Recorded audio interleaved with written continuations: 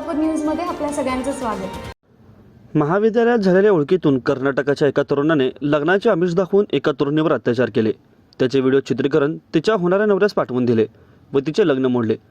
या प्रकरणी अंकित देसिंग राठोड वय वर्ष 25 राहणार निंबाळ तालुका इंडी जिल्हा विजापूर याच्या विरुद्ध फौजदार चौडी पोलीस ठाण्यामध्ये गुन्हा दाखल झाला आहे।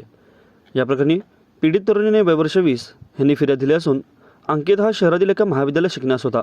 तेथे शिकणाऱ्या फिर्यादीशी त्याची ओळख झाली, त्यानंतर मैत्री झाली। दोघांनी एकमेकांना मोबाईल क्रमांक दिल्यानंतर ते सोशल मीडियावर संदेशाद्वारे संवाद साधत होते।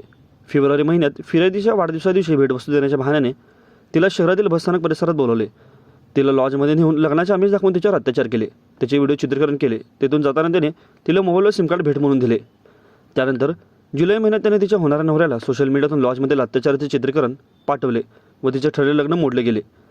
त्यानंतरही त्याने तिच्याशी संपर्क साधण्याचा प्रयत्न करत व्हिडिओ व्हायरल करण्याची धमकी दिली। याबाबत फिर्यादीने त्याच्या घरी जाऊन त्याच्या भावानेही तिला धमकी दिली। या प्रकरणी पोलीस निरीक्षक विकास देशमुख तपास करीत आहेत। माझं सोलापूर न्यूज या यूट्यूब चॅनलला सबस्क्राईब करा आणि बेल आयकॉन प्रेस करायला विसरू नका।